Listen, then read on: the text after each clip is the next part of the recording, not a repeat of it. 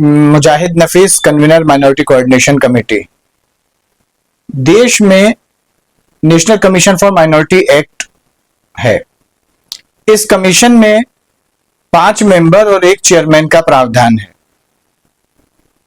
Last जो commission था वो कमीशन के सभी मेंबर दिसंबर 2024 में उनका टर्म पूरा हो गया और जो चेयरमैन थे उनका टर्म अप्रैल 2025 में पूरा हो गया।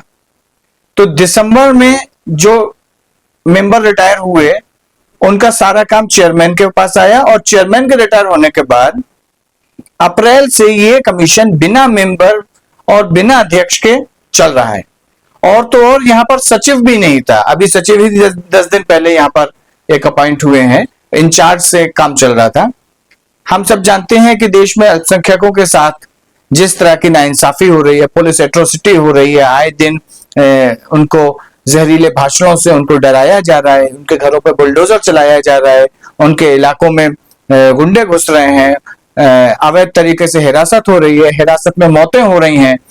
इन सारे इश्यूज को डील करने के लिए, देश के वंचित समुदायों को न्याय देने के लिए अदालतों से पहले एक कमीशन की व्यवस्था थी। उस व्यवस्था के तहत अगर अल्पसंख्यक आयोग, जिस पर देश के लगभग 20% आबादी के मामलों को सुनने का एक जिम्मा हो, केंद्र सरकार द्वारा उनके पदों को भरा ना जाना निश्चित तौर पर अल्पसंख्यकों के साथ सीधा अन्याय है।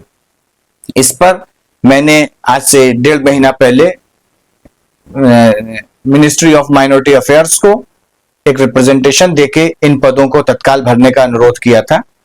अफसोस उन्होंने इस पर कोई कार्रवाई नहीं की, जिसके बाद हमने अभी कल दिल्ली हाई कोर्ट में इन पदों को भरने के लिए कोर्ट कोई अपना ऑर्डर करे, इसके लिए एक पिटीशन दायर की।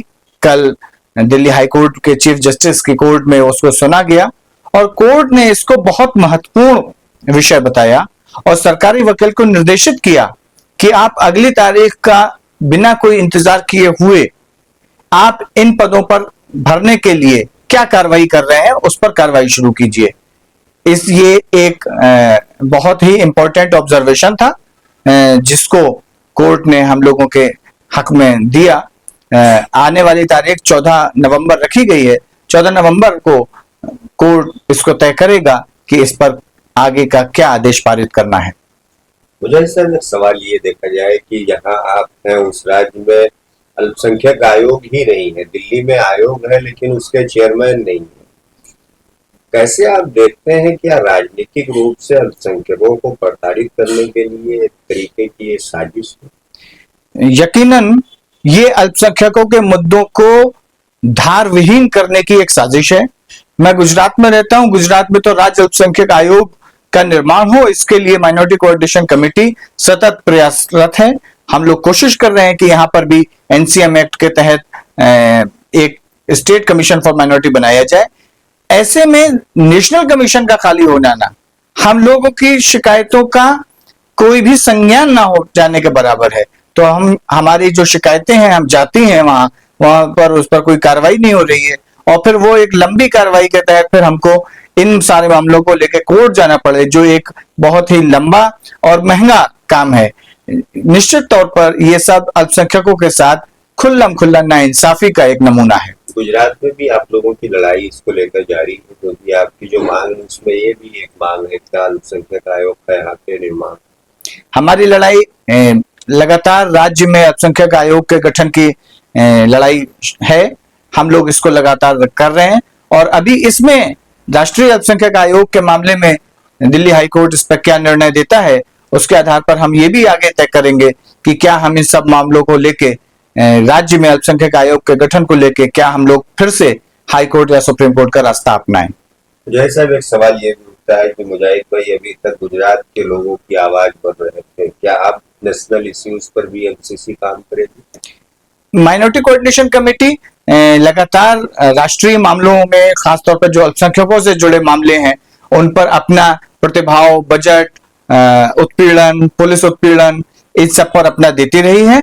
निश्चित तौर पर अगर समय आएगा तो हम इसको अपने विस्तार को गुजरात के बाहर भी ले जाने की कोशिश करेंगे।